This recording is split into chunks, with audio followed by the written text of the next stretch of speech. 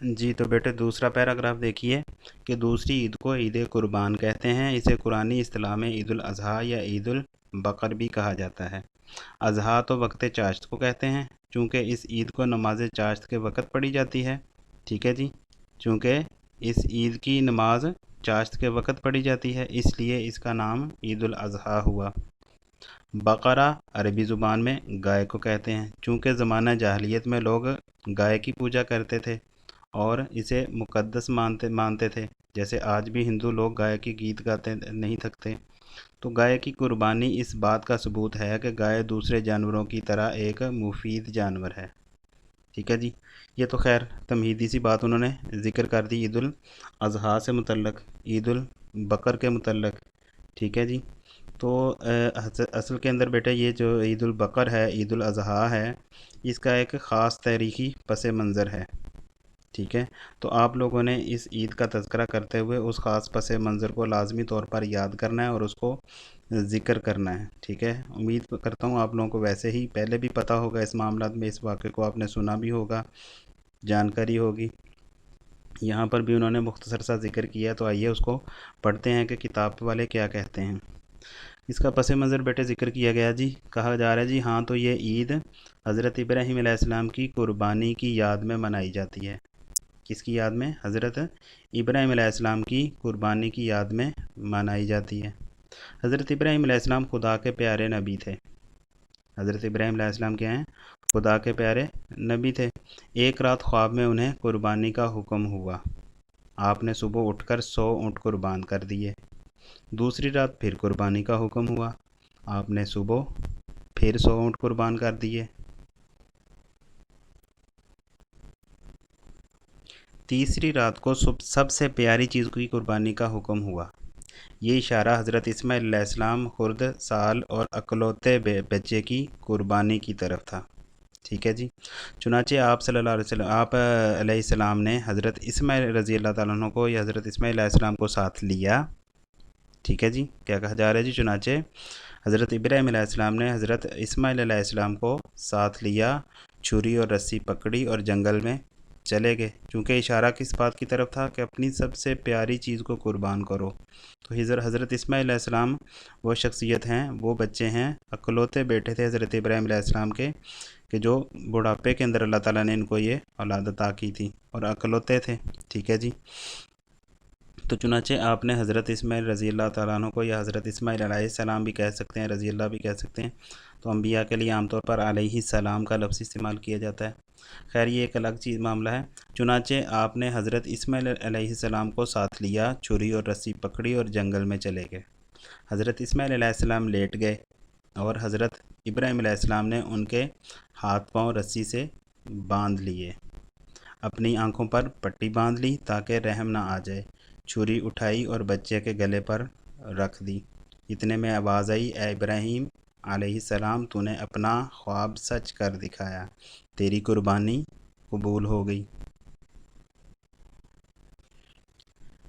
تو یہاں پر بیٹے ایک بیٹے کی فرما برداری دیکھیے کہ حضرت ابراہیم علیہ السلام نے اپنا یہ خواب جب حضرت اسماعیل علیہ السلام کو سنایا اور پوچھا بیٹا تمہارا کیا خیال ہے، تو حضرت اسماعیل علیہ السلام نے جواب دیا، ابا جان اللہ نے جو حکم آپ علیہ السلام کو دیا ہے اس کو پورا کر دیجئے، آپ انشاءاللہ مجھے صبر کرنے والوں میں پائیں گے۔ اسی بات پر اقبال نے کہا تھا نا، یہ فیضان نظر تھا یا کہ مکتب کی کرامت، یہ فیضان نظر تھا یا کہ مکتب کی کرامت، سکھائے کس نے اسماعیل کو آداب فرزندی۔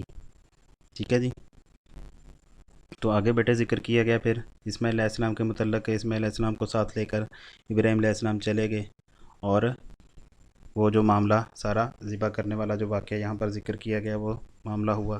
آگے بیٹے دیکھیے کتاب کیا کہہ رہی ہے جی کہ حضرت ابراہیم علیہ السلام نے اپنی آنکھوں سے پٹی اتاری، آنکھوں سے پٹی اتاری تو آنکھیں کھولیں تو انہوں نے بیٹے کے بجائے مینڈا ذبح پایا۔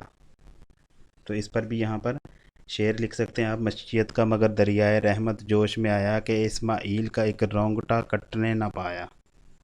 اسی طرح ایک اور شعر لکھ سکتے ہیں آپ کہ غرض دنبا ہوا قربان اسماعیل کے صدقے، ہوئی یہ سنت اس ایمان کی تکمیل کے صدقے۔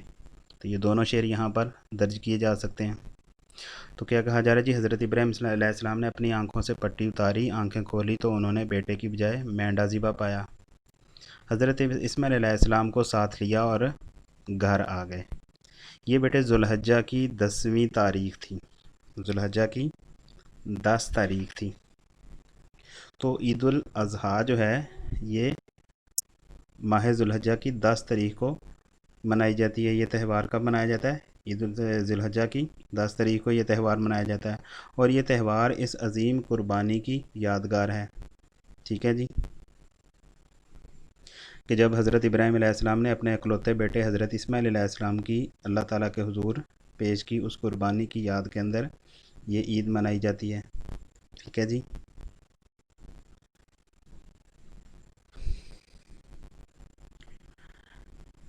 یہی وہ قربانی ہے جو اللہ تعالیٰ کی بارگاہ میں قبول ہوئی اور بطور یادگار ہمیشہ کے لیے ملت ابراہیمی کا شعار، امت مسلمہ کا شعار قرار پائی، اور مسلمان ہر سال اس دن کو مناتے ہیں اور جانور ذبح کرتے ہیں۔ ٹھیک ہے جی، اس عید کو ہم لوگ عید الاضحیٰ اور عید البقر کہتے ہیں۔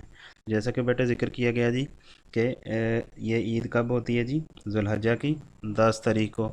تو بیٹے جب ذوالحجہ کا چاند نظر آتا ہے، 1 تاریخ ہوتی ہے، تو عید بقر کی تیاریاں شروع ہو جاتی ہیں، عام طور پر اس وقت سے شروع ہوتی ہیں۔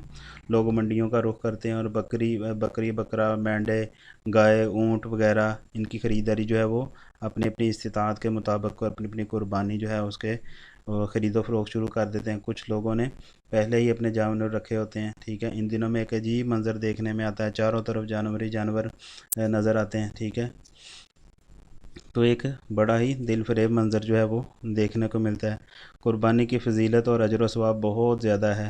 جو دکھلاوے کے لیے قربانی کرتے ہیں وہ قربانی ان کی کہا جاتا ہے جی کہ قبول نہیں ہوتی۔ تو ریاکاری نہیں ہونی چاہیے اس معاملے کے اندر، اللہ تعالیٰ کی رضا شامل ہونی چاہیے تھی۔ ٹھیک ہے جی، جب ہمارے ذہن میں اس قربانی کا فلسفہ ذہن میں ہوگا، اس کا پس منظر ذہن میں ہوگا، تو یقیناً ہمارے اندر ریاکاری جو ہے وہ نہیں آئے گی۔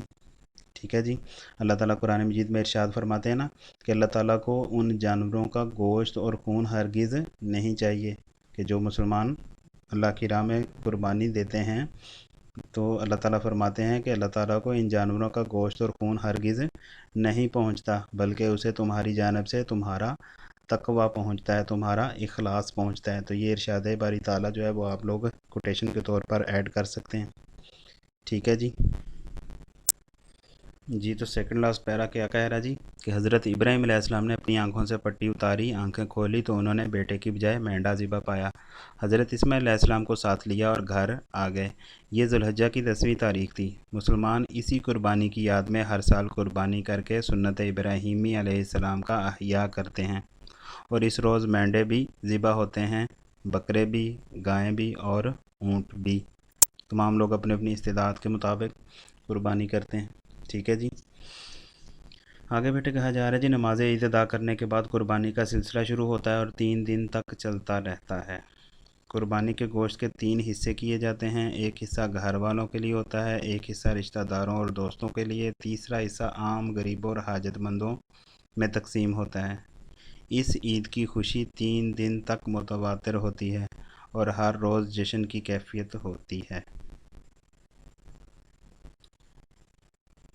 آگے بیٹے آپ عید الاضحیٰ سے متعلق جو مسنون اعمال ہیں ان کو بھی یہاں پر درج کر سکتے ہیں کہ عید الاضحیٰ سے متعلق بھی وہی مسنون اعمال ہیں جو عید الفطر کے ہیں۔ ٹھیک ہے جی، ہاں، لیکن عید الاضحیٰ کے دن عیدگاہ آنے سے قبل کچھ نہ کھانا جو ہے وہ مسنون ہے۔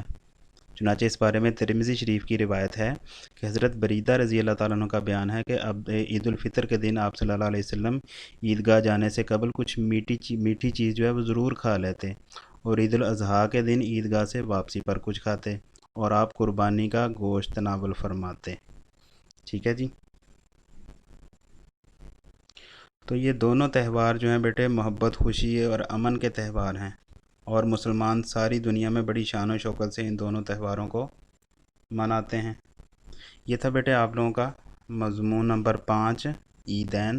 امید کرتا ہوں بیٹے آپ لوگوں کو یہ مضمون سمجھ آ چکا ہوگا، اور اس میں جو احادیث اور کوٹیشن وغیرہ میں نے اور جو اشعار میں نے آپ کو دیے ہیں، آپ لوگ اس کو بخوبی یاد بھی کریں گے اور لکھنے کی پریکٹس بھی کریں گے۔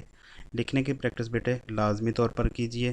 اس کے ساتھ ہی اجازت دیجئے، اپنا خیال رکھیے، السلام علیکم ورحمۃ اللہ وبرکاتہ۔